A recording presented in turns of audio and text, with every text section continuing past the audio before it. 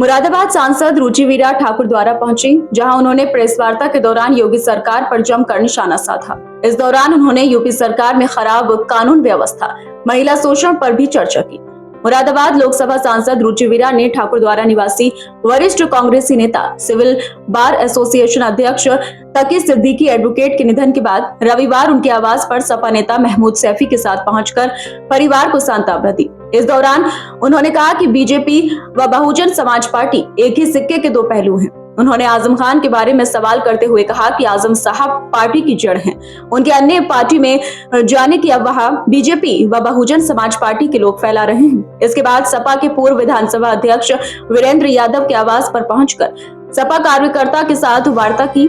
इस अवसर पर कांग्रेस जिला महासचिव संजीव सिंघल, जिला महासचिव डॉक्टर हनीफ, सभासद इस्लाम कुरैशी, जरीफ मलिक, एडवोकेट इकरार उर्फ भोला, शमीम मंसूरी आदि उपस्थित रहे। सरकार बनेगी, बिल्कुल निश्चित रूप से सरकार बनेगी, क्योंकि जो वर्तमान में सरकार है, आज की तारीख में जो मौजूदा सरकार है, वो लोगों के लिए कुछ भी काम नहीं कर रही, ना युवाओं के लिए, ना किसानों के लिए, ना व्यापारियों के लिए, ना बुजुर्गों के लिए, ना बेटियों के लिए। तो लोग बहुत त्रस्त हैं और आने वाला वक्त समाजवादी का है और राष्ट्रीय अध्यक्ष हमारे अखिलेश यादव वो मुख्यमंत्री बनेंगे। बीजेपी की सरकार में कानून व्यवस्था, महिला सुरक्षा क्या क्या है आपकी नजर? कहाँ देख रहे हैं कानून व्यवस्था? आप ही लोगों से पूछना चाहती हूँ, कहीं दिखाई दे रही है? अभी आप देख रहे हैं कि जो सीजेआई, जो सबसे बड़ी एक मतलब सुप्रीम कोर्ट के जो चीफ जस्टिस होते हैं, उनके ऊपर तक हमला हो रहा है। तो फिर न देश में कानून व्यवस्था है, ना प्रदेश में।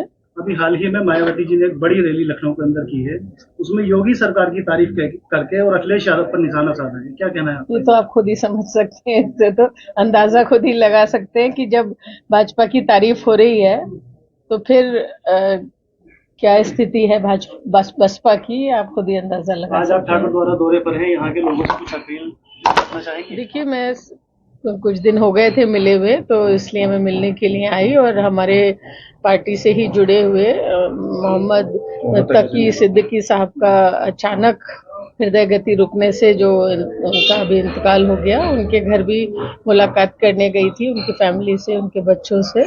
और अभी इस वक्त मैं भाई वीरेंद्र यादव जी के आवास पर हूँ, जो कि पूर्व विधानसभा के अध्यक्ष हैं, और सभी लोगों से मुलाकात हुई है। मार्केट में होके आई हूँ, साथ में डॉक्टर महमूद सैफी साहब हैं मेरे साथ में। और हम पूछ रहे हैं आप, मोहम्मद आजम खान साहब समाजवादी पार्टी के संस्थापक सदस्य हैं। उन्होंने अपने खून पसीने से पार्टी को सींचा है। 40-45 साल से पार्टी की खिदमत कर रहे हैं और अखिलेश यादव जी अभी उनका हालचाल पूछ के गए हैं और एक दूसरे को वो अपने बेटे की तरह मानते हैं अखिलेश यादव जी को। अखिलेश यादव जी उनको अपने मतलब नेताजी की तरह उनको का सम्मान करते हैं। तो ये तो सब एक ही परिवार है। इसलिए एक बात मैं ये कहना चाहती हूँ आप लोगों के जरिए से कि पिछले 1-1.5 महीने से ही बसपा का नाम शुरू हुआ है कि मुस्लिम बसपा से जुड़ रहा है। आजम खान साहब बसपा में जा रहे हैं, उनकी पत्नी बहन जी से मिली हैं, लेकिन ये सब बीजेपी का बनाया हुआ है, ना कोई बसपा में जा रहा है। आजम खान साहब के बारे में मैंने आपको बताया कि उनके आने से पार्टी को ताकत मिलेगी और हम सब लोगों की उनकी सरपरस्ती में आगे काम कर सकेंगे। जैसे राष्ट्रीय अध्यक्ष अखिलेश यादव जी का निर्देश होगा, जैसा आजम खान साहब का निर्देश होगा, उसी के हिसाब से काम करेंगे हम सब लोग और पार्टी को मजबूती मिलेगी। 27 में चुनाव जीतेंगे। और आपने एक मस्जिद में जाने की बात पूछी है।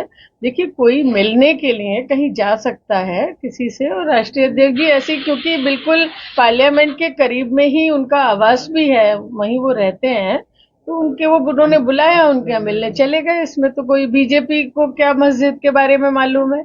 बीजेपी तो हमेशा जो है वो नेगेटिव बात करती है, बुलडोजर चलाने की बात होती है, तो वो क्यों अपनी राय दे रहे हैं उसके मस्जिद या उसके बारे में?